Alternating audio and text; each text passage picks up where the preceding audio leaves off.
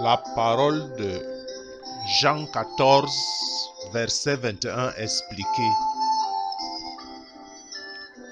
Chers frères, chères sœurs, connais-tu la nécessité de lire la parole de Dieu et non seulement l'écouter des colporteurs, des vendeurs de grains? Écoute mon fils, écoute la parole de ma bouche par mes envoyés et mes prophètes et applique-toi afin que tu trouves le chemin de la vie.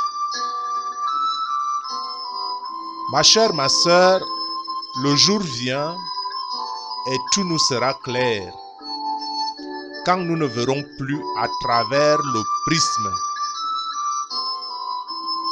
Et en ce jour-là, vous connaîtrez que je suis à mon Père, nous dit Jésus. Vous connaîtrez que je suis à mon Père, que vous êtes en moi et que je suis en vous.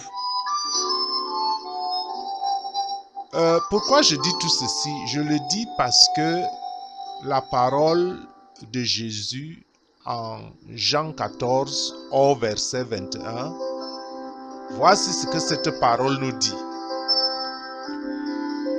Celui qui a mes commandements et qui les garde, c'est celui qui m'aime. Et celui qui m'aime sera aimé de mon Père. Je l'aimerai et je me ferai connaître à lui. Donc, quand je vous disais tout à l'heure la nécessité de lire la parole de Dieu, c'est parce que je me dis que pour garder un commandement, il faut d'abord le connaître. Et le commandement de Dieu, c'est sa parole. Pas seulement le commandement en tant que les 10 commandements, mais le commandement en termes que ce que Dieu veut de nous, ce que Dieu attend de nous. Notre parchemin, Dieu nous donne une direction, Dieu nous guide par sa parole, par son commandement que vous retrouvez en entier dans la Bible. Et Jésus dit donc que celui qui a mes commandements et qui les garde, c'est lui qui m'aime. Donc, quand vous gardez la parole de quelqu'un, c'est parce que vous aimez la personne. Et quand vous n'aimez pas quelqu'un, vous repoussez tout ce qui vient de cette personne. C'est ça le sens de celui qui a mes commandements et qui les garde, c'est lui-là qui m'aime. Et celui qui m'aime naturellement sera aussi aimé. Pas seulement de Jésus, mais aussi du Père. Parce que c'est sa volonté. Et ceci, quelles que soient les circonstances, qu'il vente ou qu'il neige, qu'il pleuve ou qu'il fasse soleil,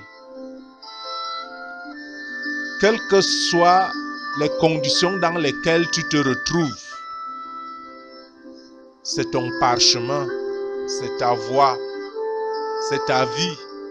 La parole de Dieu est la parole de vie, parce que c'est le Créateur.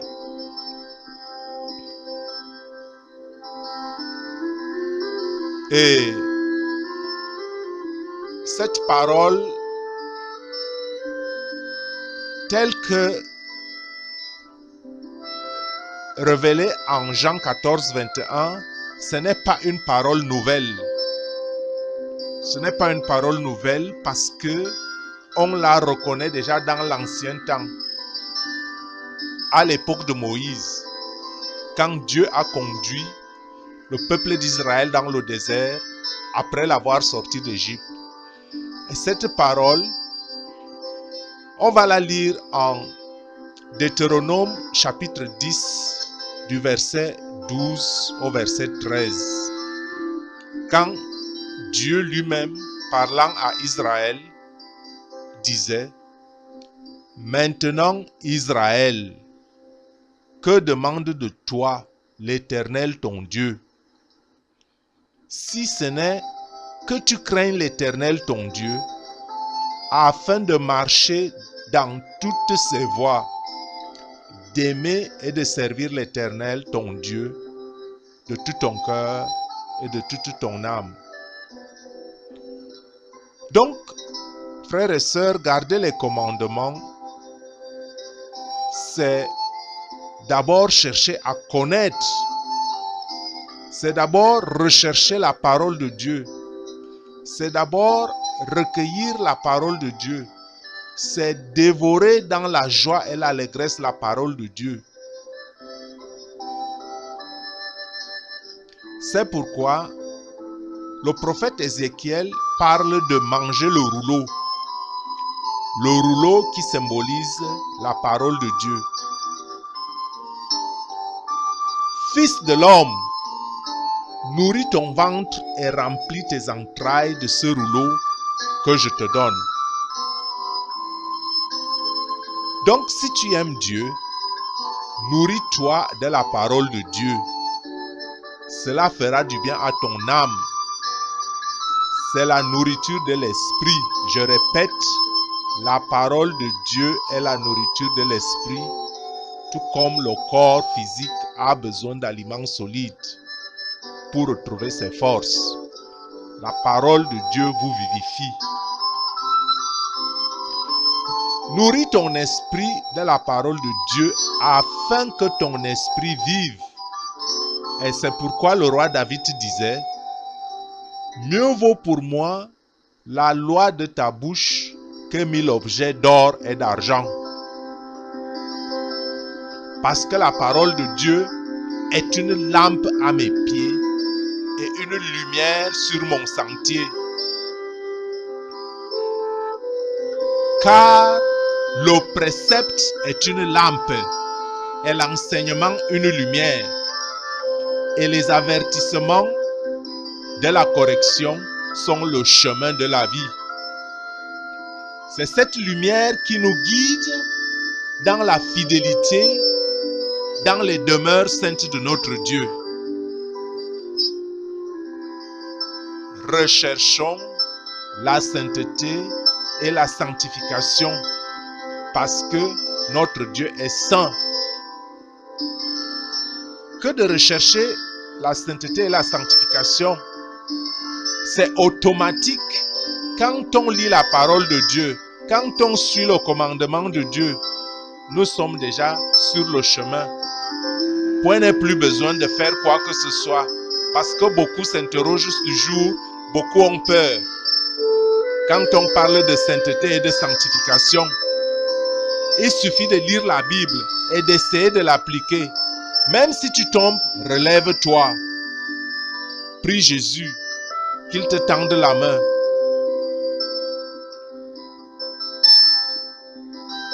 Et il ne s'agit pas d'aimer la parole de Dieu avec la langue. Aimer la parole juste pour l'aimer. Il s'agit d'aimer la parole de Dieu et de la mettre en pratique.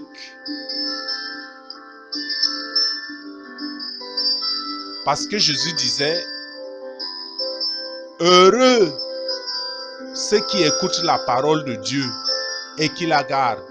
Je répète, heureux ceux qui écoutent la parole de Dieu et la gardent.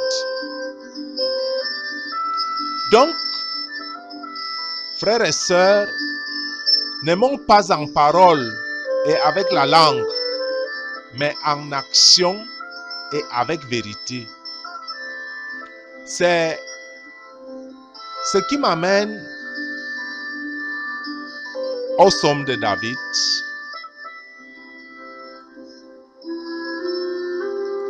Quand David disait, le roi David: ô Éternel, qui séjournera dans ta tente? qui demeurera sur la montagne sainte? C'est celui qui marche dans l'intégrité, qui pratique la justice, qui dit la vérité selon son cœur.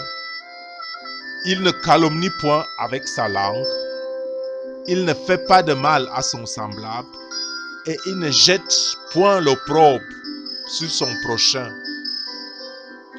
Regarde avec dédain celui qui est méprisable, mais il honore ceux qui craignent l'Éternel. Il ne se rétracte point s'il fait un serment à son préjudice.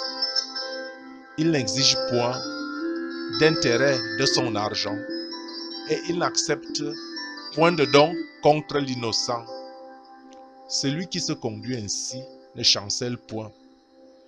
Et ces choses, on ne peut les acquérir, frères et sœurs, on ne peut les acquérir que quand on lit la parole de Dieu. Parce que la société aujourd'hui a fait ces normes. Elle a fait ces normes que nous jugeons tous de normal. Et c'est des fois en lisant la parole de Dieu, en dévorant la parole de Dieu et en essayant de pratiquer ces commandements qu'on se rend compte jusqu'à quel point nous nous sommes perdus.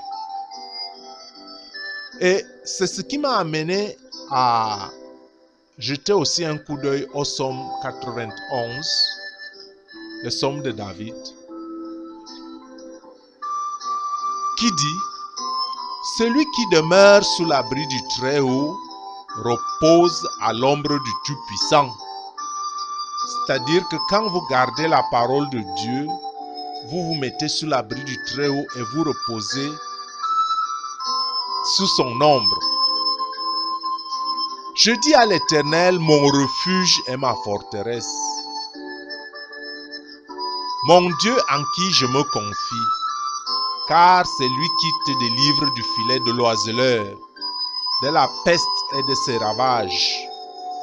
Il te couvrira de ses plumes et tu trouveras un refuge sous ses ailes. Sa fidélité est un bouclier et une cuirasse.